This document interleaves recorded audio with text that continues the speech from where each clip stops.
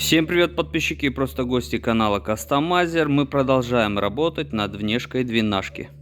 Давайте коротко расскажу, что было в предыдущем выпуске, а пока буду рассказывать, вы подписывайтесь на канал. В предыдущем выпуске показывал и рассказывал о том, как я вносил изменения, корректировки в расширение, также как я это все дело шпатлевал. Шпатлевал заднее расширение, шпатлевал переднее расширение, также момент с расширениями на дверях. Также напомню, что изменения в расширении я вносил с помощью монтажной пены, также при помощи ПВХ пластика, также термопистолета. И кто не смотрел предыдущий выпуск, сейчас здесь вверху появится подсказка, можете перейти по ссылке и посмотреть предыдущий выпуск, в котором я все это рассказываю и показываю. Хотел бы заострить ваше внимание на моменте шпатлевания незащищенной монтажной пены. Ранее я считал, что если сразу нанести шпатлевку на монтажную пену, шпатлевка начнет разъедать. Я так думал, потом я попробовал нанести шпатлевку сразу же на монтажную пену. На этом моменте можно видеть, сразу нанес шпатлевку, и с монтажной пеной ничего не случилось. То есть ничего, абсолютно с ней ничего не произошло. Вот здесь, также вот здесь можно видеть под шпатлевкой здесь монтажная пена. Вот, ее здесь хорошо видно. Нанес, окей. Потом, когда я начал делать продолжение переднего расширения на дверях, также я запенил, вырезал форму и начал ее шпатлевать. Как можно видеть, здесь начало ее разъедать, монтажную пену. Здесь все было ровно. В общем и целом, ребят, кто будет проводить наподобие такой работы, прежде чем наносить шпатлевку на монтажную пену, лучше сделайте тест. Нанесите шпатлевку на небольшой участок и посмотрите, будет разъедать или же не будет. Теперь левая сторона, момент переднего расширения, где оно идет на переднюю дверь. Отмечу, что нужно лишнее обрезать. Установлю и уже поверх нее буду наносить монтажную пену и вырезать вот это продолжение. Также в предыдущем выпуске говорил, что не буду делать вот данное продолжение переднего расширения на дверях. Я сделаю вот это продолжение без никакой фаски. В дальнейшем я доработаю капот и доработаю крыло, чтобы вот эта часть расширения заходила под крыло, чтобы ей ничего не мешало для открытия двери. Вот такое непродолжительное вступление сегодняшнего выпуска. Так сказать, разговорная часть закончилась. Теперь давайте работать. В процессе, конечно, буду комментировать. Получается, по данному кусочку на левой передней двери лишнее здесь, как можно видеть, я отрезал, шкуркой подровнял все под лицо. Также здесь ранее были отмечены фломастером линия, по которой нужно сделать разрез, то есть отрезать лишнее. Сейчас это нужно все отсоединить. Отсоединиться должно легко. Прямо сейчас и разъединим. 2000 years later. За кадром отсоединил вот эту часть, убрал уже скотч, который я сюда клеил. И эта часть у нас идеально повторяет контур двери. Здесь момент полностью, короче, отпечаталась. Это послужит нам как будущая основа продолжения расширения. Как-то так, продолжаем работать. Сейчас обклеиваю контур чуть больше, примерно вот так, малярным скотчем, и уже буду наносить сюда монтажную пену. Дальше уже, как пена высохнет, буду делать форму. Пока пена подсыхает, нужно поработать с передней губой, а именно с вот этой нижней кромкой. Нужно ее срезать вот как по этой метке. Переднюю губу пока оставил на потом. Сейчас занимаюсь именно задним расширением, момент арки. Получается, здесь все зашпатлевал, здесь все выровнял. Здесь нижний момент доведу позже.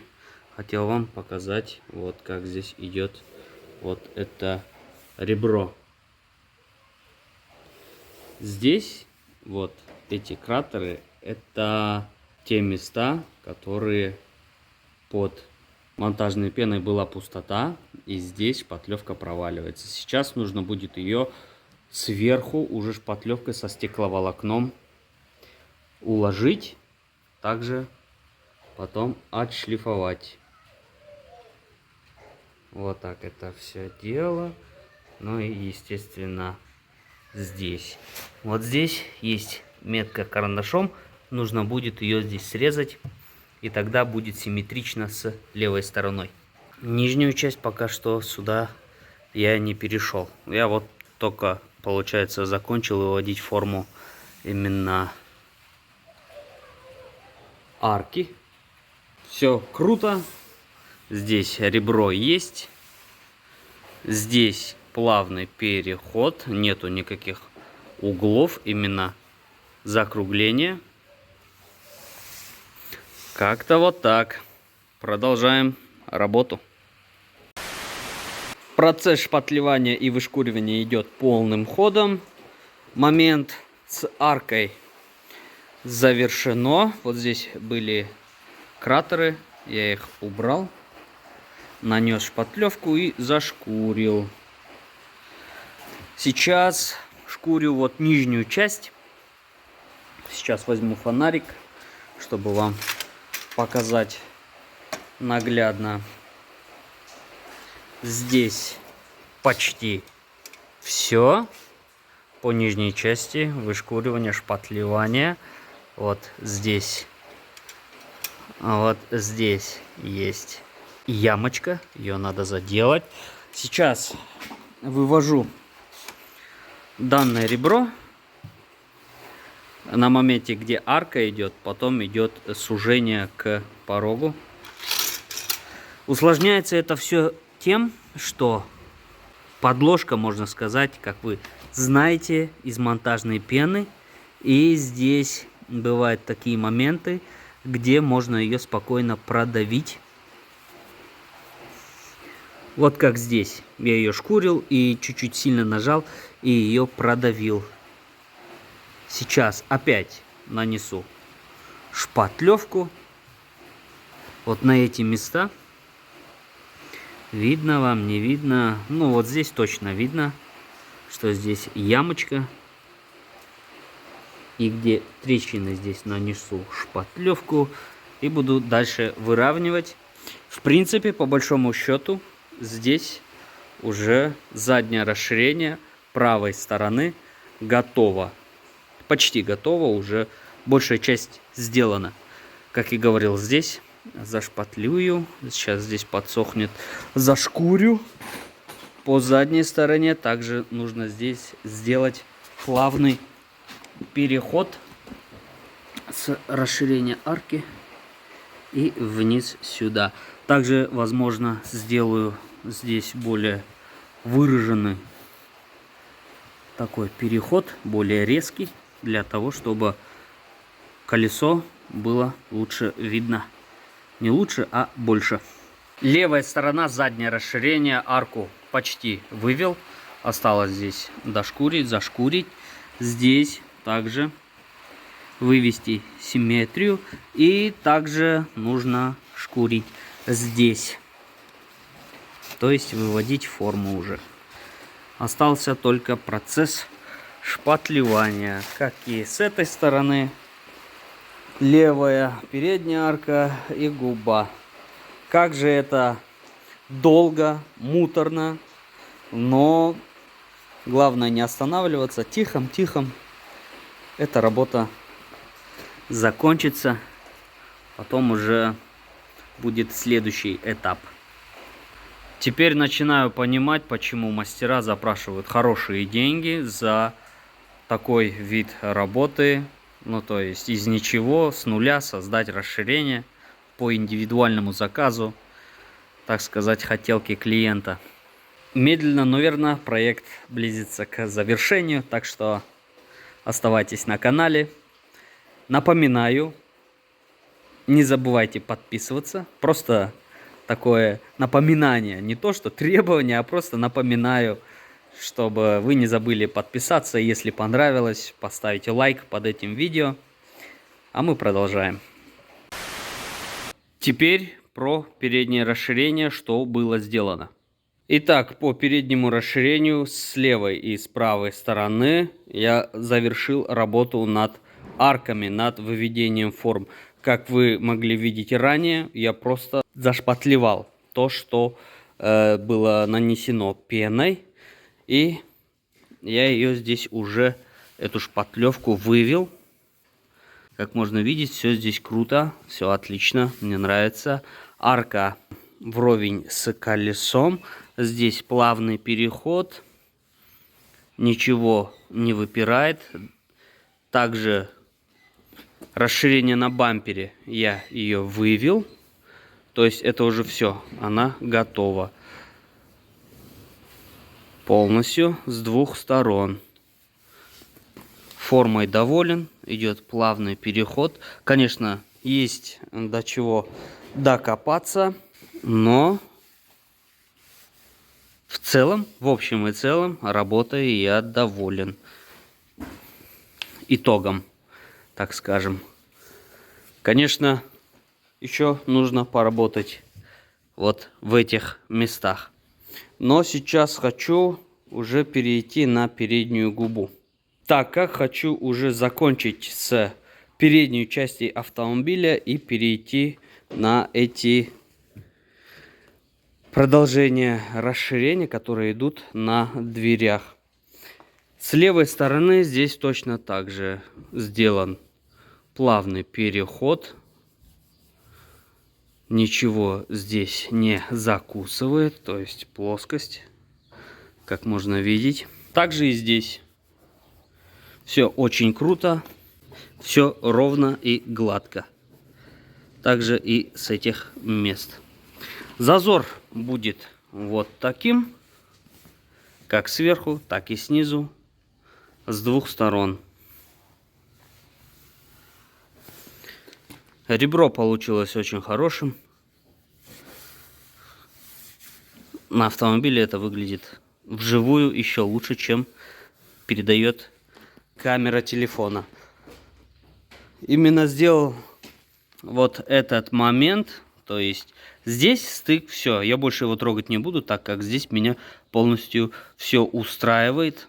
Ну, здесь немножечко подточить, и все. И уже можно снять переднюю губу и уже шпатлевать ее, когда она будет снята с автомобиля. Или же сначала зашпатлюю ее на автомобиле, чтобы при высыхании шпатлевки ее никуда ничего не повело. Потому что у меня был печальный опыт, когда я делал вот эти кусочки расширения, которые идут на дверях. То есть сделал форму, натянул ткань, установил, все пропитал. И когда начал наносить шпатлевку, она была снята с автомобиля, нанес шпатлевку, шпатлевка высохла, и при высыхании она стянула эту деталь, и если она у меня была такой, обтекаемая по двери, то шпатлевка ее стянула, и она выпрямилась. И поэтому я переделываю. И сейчас начну шпатлевать переднюю губу двенашки и уже приступать к ее обработке. То есть делать окончательный ее вид. Также пару слов о заднем расширении. Сейчас маленькие такие моменты я заделываю и делаю такие отверстия для крепления, то бишь винтиков. Также делаю здесь углубление под винтик, под эту шайбу. И получается крепление будет почти западлицо, то есть они будут утоплены в само расширение и будут так аккуратно установлены. Также нужно здесь еще дополнительное отверстие точно такое же сделать, то есть добавить плюс одно крепление. И также сделать на автомобиле, там просверлить, сделать резьбовую заклепку установить на это место, на двери автомобиля. Получается, нанес я шпатлевку на переднюю губу, и она сейчас имеет вот такой вид. То, что я говорил ранее, не снимая передние губы с автомобиля, нанести шпатлевку, чтобы при высыхании шпатлевки шпатлевка не стянула и не деформировала прилегающую плоскость и саму губу, что в дальнейшем может повлиять в худшую сторону на внешний вид и на дальнейшую установку, снятие и установку. Сейчас я ее сниму с автомобиля и буду дальше продолжать работу по ее выравниванию уже на столе. Губу с автомобиля снял, она лежит передо мной. И как всегда в процессе работы будут внесены кое-какие изменения, например, как в этих местах. Получается, здесь сейчас, как можно видеть, вот идет выступ, и который плавно исчезает и переходит в плоскость, переднюю плоскость губы автомобиля. Но по ходу дела захотел сделать здесь немного выступа именно в этой части, где идет вот начало противотуманок. И здесь, как по картинке можно увидеть, будет плавный переход, то есть вот по вот этой ступеньке будет идти вот до этого места. Конечно, по словам это не так понятно, как я вижу у себя в голове, имею представление, но по ходу работы я буду снимать и показывать, что будет получаться. Здесь, как я сказал, будет ступенька, а в этих местах уже по факту, как идет плоскость, так я ее буду выравнивать с помощью шпатлевки. Продолжаю работать над передней губой автомобиля. И то, что говорил совсем недавно, вот как я себе это представляю, сейчас вы можете это сами посмотреть. Пока, конечно, это все в таком черновом виде. Вот отсюда с арки, получается арка, здесь идет ребро и плавно перетекает в переднюю губу. Здесь также сделал такой плавный переход. Здесь она идет вот так, идет вот в это, как сказать, передний клык на губе. Вот так идет, плавно переходит вниз, а в этой плоскости оно будет плавно исчезать вот в этом месте. Вот здесь хорошо видно, идет сужение, и здесь оно исчезает и сливается вместе с этой передней плоскостью губы. С правой стороны здесь будет точно так же, пока что здесь просто вот так совсем черновой вид имеет. Пока работаю с правой стороной передней губы. Вот так это все получается. Сейчас по плану сделать именно вот эту часть. Потом сделать вот эту часть. То есть поработать с этой плоскостью. И уже потом вот в этом углу сделать плавный переход. Прошло энное количество времени, и что у нас здесь имеется? Получается, я вывел плоскость вот этой части и вот этой нижней части. И их переходы здесь округлил, заокруглил. Плавные переходы здесь есть. Все, что можно было сделать на этом куске, не снимая с автомобиля, я сделал. Теперь же нужно его снять и дальше доработать такие моменты, как вот эти края. Вот здесь моменты, когда уже он будет плавно исчезать. Также здесь. И сделать вот эту часть, потому что этот уклон, склон не дает мне сделать его так, как я хочу. Нужно его снять. А чтобы снять, нужно здесь провести линию, найти стык между дверью и крылом и сделать разрез, начиная с этого момента и заканчивая у порога. Здесь есть некоторые подсказки, как, например, вот стык. Также здесь есть стык. Продолжаем работу. Напоминаю, что с левой водительской стороны там я пока что ничего не делал. Имеется в виду, не начал выводить вот эту часть.